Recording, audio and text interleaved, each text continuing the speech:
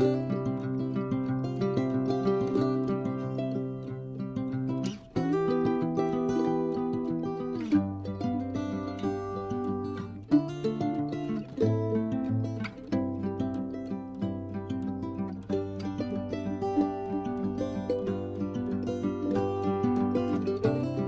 Morning বন্ধুরা, আবারও চলে এলাম একটা নতুন দিনের নতুন ভিডিও নিয়ে।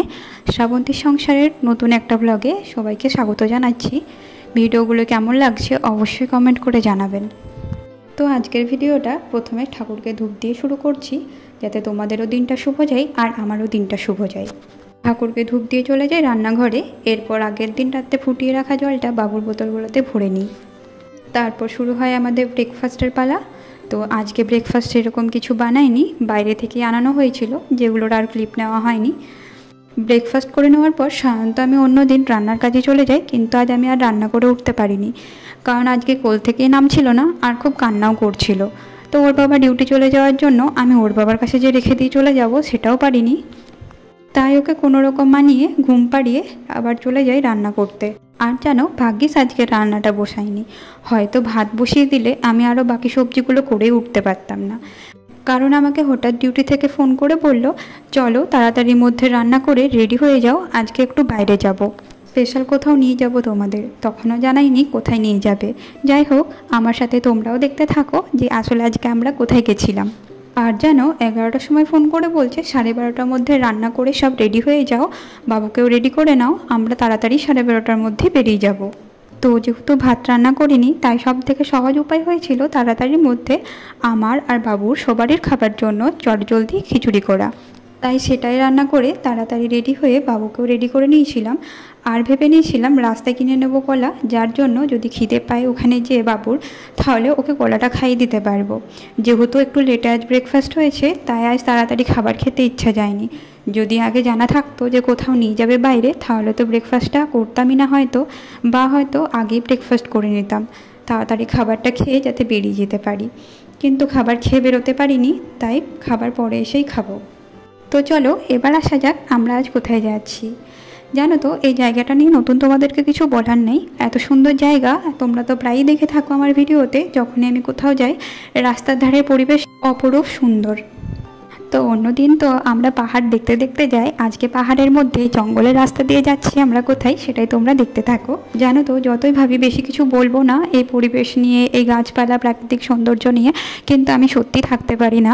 এত সুন্দর দৃশ্য, মানে আমি যে সানগ্লাস পরে গেছিলাম, আমি বাধ্য হয়েছিলাম চশমা খুলে রেখে প্রাকৃতিক দৃশ্যটাকে খোলা চোখে অনুভব করার জন্য। তো তোমরা দেখতে পেলে জঙ্গলের শুরুতেই ফরেস্ট অফিসাররা বসে আছে, যাতে সাধারণ মানুষের কোনো প্রবলেম না হয়, আর সাধারণ মানুষও যাতে জন্তু জানোয়ারদের কোনো রকম কোনো অসুবিধা না ফেলে সেই জন্য। যাই হোক, এই রাস্তা দিয়ে অনেক জন্তু জানোয়ার প্লাস হাতি চলাফেরা করে, যার জন্য এক একটা করে মাঝে মাঝে বোর্ড দেওয়া আছে এবং যেগুলোতে মানুষজনকে সাবধান করে দেওয়া আছে।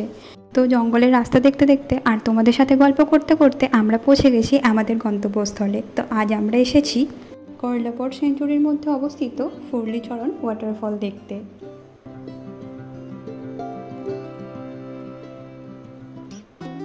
তো এখানে যে সবার প্রথম মিট হয় আমাদের ছোট্ট হনুমানের আরেকটা ছোট্ট হনুমানের সাথে। দুই হনুমানে মিট করছিল, ততক্ষণে ওর বাবা আর কাকা গেছে টিকিট কাটতে। আর ওই টিকিটের টাকা ছাড়া এখানে আর এক্সট্রা কোনো কিছু চার্জ নেই। তো গাড়ি পার্কিং আর টিকিটের চার্জ নিয়েছিল 65 টাকা। আর যদি তুমি আলাদা করে জলের বোতল নিয়ে যেতে চাও ভেতরে, তো তোমাকে এক্সট্রা 50 টাকা চার্জ দিতে হবে, তবে সেটা ওরা ফেরতও দিয়ে দেবে। শুধু তোমাকে জলের বোতলটা আবার ফেরত নিয়ে এসে ওদের দেখাতে হবে যে জলের বোতলটা তুমি ফেরত নিয়ে এসেছো। এটা একটা ভালো সিস্টেম করেছে, যাতে জায়গাটা অপরিষ্কার না থাকে, আর জায়গাটা সত্যি খুব পরিষ্কার পরিচ্ছন্ন। তোমরা ভিডিওর মাধ্যমে সেটা দেখতেও পাবে। তো যাই হোক, আমরা আমাদের জন্য যে জলের বোতলগুলো নিয়ে গেছিলাম সেগুলো আমরা ভেতরে নিয়ে যাইনি, শুধু বাবুর জলের বোতল আর বাবুর জন্য খাবারটুকুই নিয়ে গেছিলাম।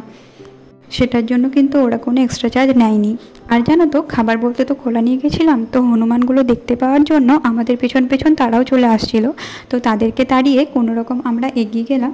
আর এবার তোমরা আমাদের সাথে দেখতে থাকো আর এনজয় করতে থাকো। যদিও ভিডিওতে অতটা তুলে ধরা সম্ভব নয়, যেটা চোখে দেখা যায় সেটা মনে হয় ফোনে তোলা যায় না।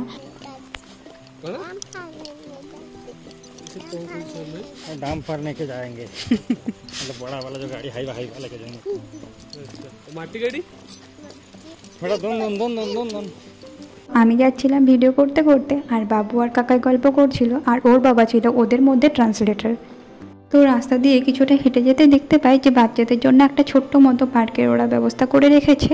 তো প্রথমে আমরা সেখানেই চলে যাই, কারণ ওখানে আরও অনেক বাচ্চা ছিল, আর সব থেকে মেন ছিল ওখানে অনেকগুলো দিদিভাই ছিল। আর বাবুর সব থেকে অ্যাট্রাকশন ওর দিদিভাইদের প্রতি, তো আগে ওদেরকে দেখতে পেয়েছে বলে সবার প্রথমে ওখানেই যাবে ও ঠিক করেছে। তো ওকে নিয়ে আমরা ওখানেই চলে যাই, আর দেখতে থাকো তোমরা ও কি করছে, ও কীরকমভাবে এনজয় করছে এইটুকু জায়গা। বাকি তো কিছু বুঝতে পারবে না, শুধু চারিদিকে দৃশ্য দেখছে হয়তো, জানি না ও কতটা বুঝতে পারছে, কিন্তু ও জানে ও বেরু বেরু করতে এসেছে, তাই ও খুব খুশি।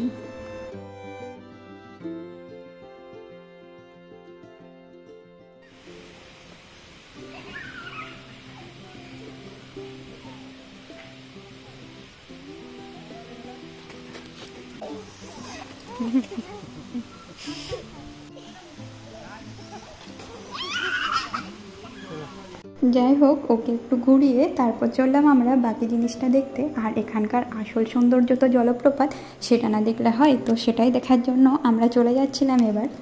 এটা ছিল জলপ্রপাত যাবার এন্ট্রান্স। এখানে অনেকটা ফাঁকা জায়গা আছে যাতে মানুষজন সময় কাটাতে পারে, অনেক বসারও জায়গা আছে, সাথে একটা পানীয় জলের ব্যবস্থাও করা রয়েছে।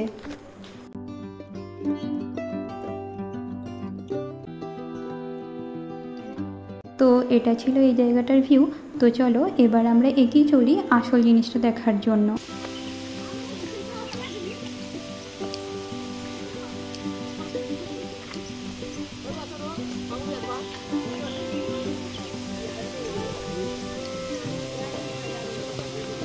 দেখবো ওকে, হ্যাঁ।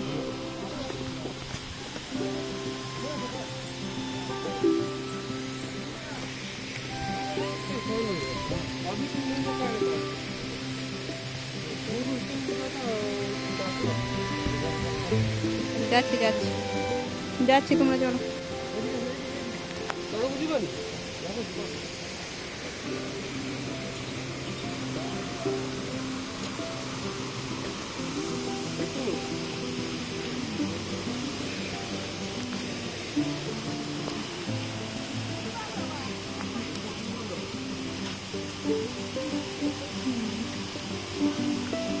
তো সিঁড়ি দিয়ে আমরা নিচে যাবার আগে ভাবলাম একবার উপর থেকে ভিউটা দেখে নেওয়া যাক, তাই আগে চলে গেলাম উপর দিক থেকে ভিউটা দেখার জন্য। আর জলের যে কত আওয়াজ সেটা তো তোমরা ভিডিওর মাধ্যমে শুনতে পাচ্ছ। আমার তো এখানে যে এক আলাদা অনুভূতি কাজ করছিল, তবে একটু ভয়ও লাগছিল, অনেকটাই ওপরে ছিলাম আমরা। ওপর থেকে কীরকম দেখাচ্ছে তোমরা একটু দেখে নাও ভিউটা, আমরাও একটু এনজয় করে নিই।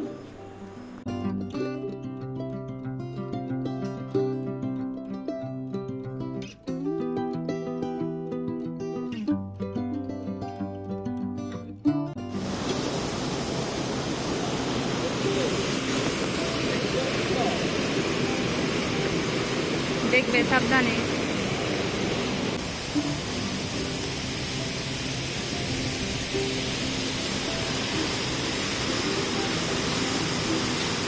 চলো ওপরের ভিউটা তো দেখা হলো, এবার চলে যাই নিচে।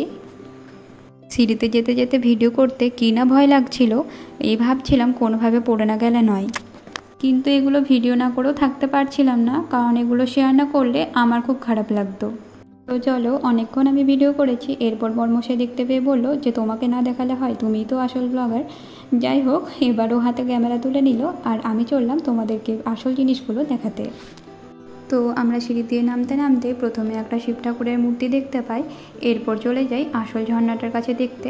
আরও নিচে যাওয়ার রাস্তা ছিল, কিন্তু মেন ভিউটা ছিল এখানেই, তাই আমরা এখানেই সবার প্রথম নেমে গেলাম। সামনে যেয়ে ভয়ও লাগছিল, তবে খুব এনজয় করেছি জায়গাটা।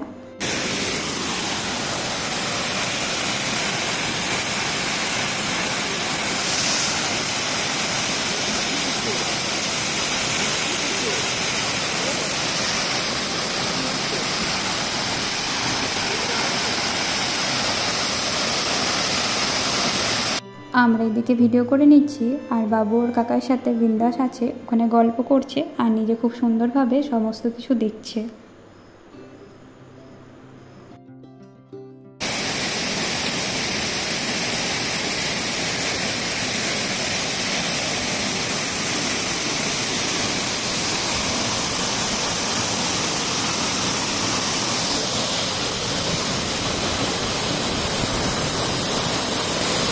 আর জানো তো ওপরের জায়গাটা থেকেও এই জায়গাটা আরও সুন্দর, একটা মিষ্টি হাওয়া বইছে আর যে জলটা নামছে সেই জলের হালকা হালকা ফোঁটা পড়ছে গায়ের মধ্যে, দারুণ লাগছিল দৃশ্যটা।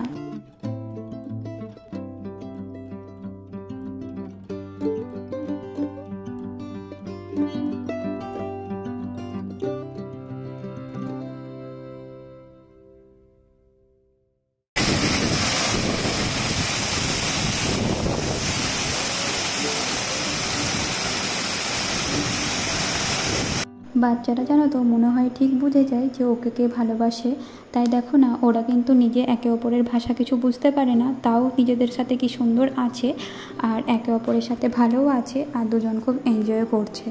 ও কিন্তু সারাটাক্ষণ ওর কাকার কাছেই ছিল, আমার কাছে বা ওর বাবার কাছে খুবই কম ছিল। আমার কাছে তো একেবারেই কম, আর ওর বাবার কাছে যদি বা একটু আধটু ছিল, কিন্তু বেশিরভাগ সময়টাই ছিল ওর কাকার কাছে, যার জন্য আমার এগুলো শ্যুট করতে আরোই বেশি অসুবিধা হয়নি। তো চলো এবার আমরা ওপরে চলে এসেছিলাম কিছুক্ষণ বসে টাইম কাটিয়ে নিতে। আর সত্যি বলতে পাহাড় থেকে উঠে নিজেকে একটু ক্লান্তও লাগে, তাই একটু চলে গেছিলাম বসে সময় কাটিয়ে নিতে। সাথে বাচ্চা না থাকলে হয়তো আরও কিছুক্ষণ বসে সময় কাটানো যেত, কিন্তু যেহেতু খাবারও সময় হয়ে গেছিলো আর সাথে বাবুও আছে, ওরও খিদে পাবে এবার, তাই এবার এটাকে টাটা করে চলে যাচ্ছি আমরা বাড়ির পথে।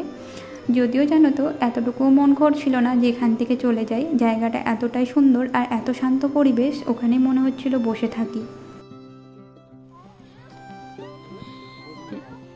এরকমই হঠাৎ করে কোনো প্ল্যান খুবই ভালো লাগে, যেমন আজকে হঠাৎ করে এখানে আসা হয়ে গেল আর জায়গাটা দেখেও মুগ্ধ হয়ে গেলাম। আবারও আশা করছি এরকম কোথাও হঠাৎ করে যাব আর তোমাদের সাথে শেয়ার করতে পারবো।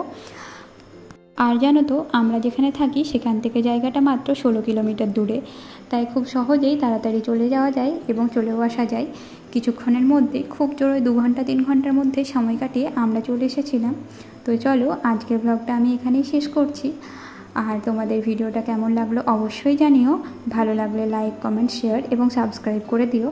আর আমার ভিডিওতে নতুন কিছু জানতে চাইলে বা নতুন কিছু দেখতে চাইলে সেটা অবশ্যই জানিও, আমি যত সম্ভব চেষ্টা করব সেটা দেখানো বা জানানোর।